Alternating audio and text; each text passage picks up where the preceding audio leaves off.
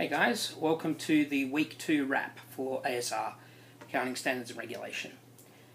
We finally got into some numbers, and while the numbers are important and you're going to see a lot of technical material for the rest of the subject, we hope that we've sent a reasonably strong signal about the importance of the theory side of things, how accounting information is used, why this leads to potential manipulation, how regulation solves, or at least attempts to solve, these problems. So hopefully things are going to start coming together from now on in. A few items of key info. The slides for Lecture 3 for next week should be up soon. I'll shoot up an announcement as soon as I have those up. In relation to the recordings, audiovisual services are quicker this week. I have all 3 of the lecture recordings now, so I will put them up as soon as I send out this wrap. For tutorials this week, we had a pretty good turn up. We realise that as semester goes on and other priorities emerge, things like sleep and, in Pete's case, the football or the rugby or whatever he calls it, it's easy to skip class. So even though most of our classes are voluntary, turning up to class and asking questions is probably the best way to make sure you go well in the subject. Although we didn't really make it very clear earlier, I do want to point out that from now on in, so from week 3 onwards, the second tutorial, we are going to treat tutorial preparation as an entry ticket for tutorials. So essentially what this means is you need to attempt the tutorial work for the week in order to stay in the tutorial. Now notice I said attempt. We want you to have a bash at it. You may not complete it. The important thing is that you try it, and if you don't complete it, you understand what's holding you up, or at least you know what questions to ask.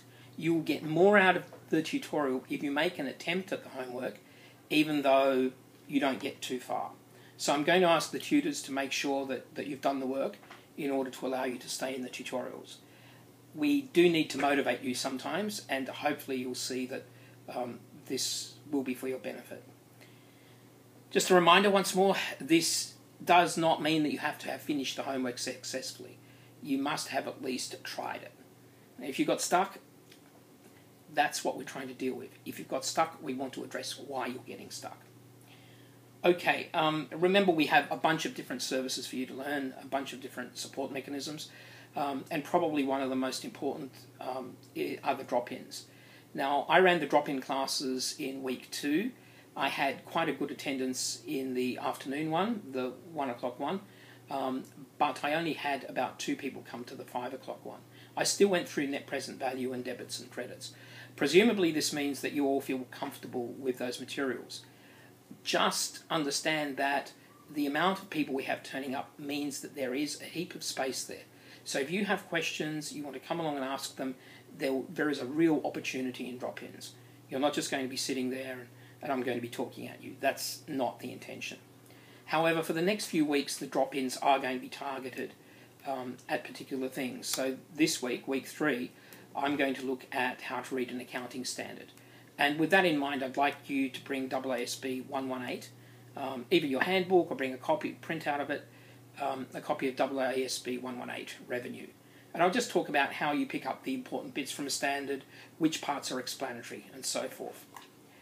Now, the thing that is probably keeping you all up at night at the moment is the essay. Oh, just about the drop-ins, just let me remind you the room numbers.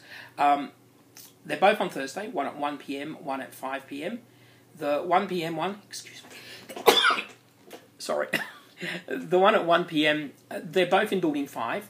The 1 p.m. one is in C244. The 5 p.m. one is in D114.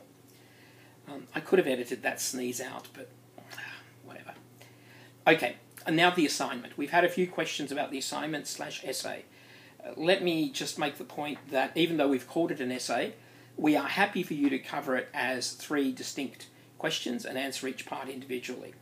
There is a reference to WZTW, that's Whitred, Zimmer, Taylor and Wells. And before you ask, yes, the Wells is Peter. It's from an accounting text called Financial Accounting, Incentive Effects and Economic Consequences, and the chapter is available up on UTS Online.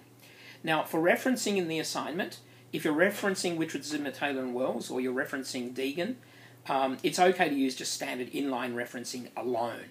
So just say Deegan 2012 or Whitred, Zimmer, Taylor and Wells, whatever year it is.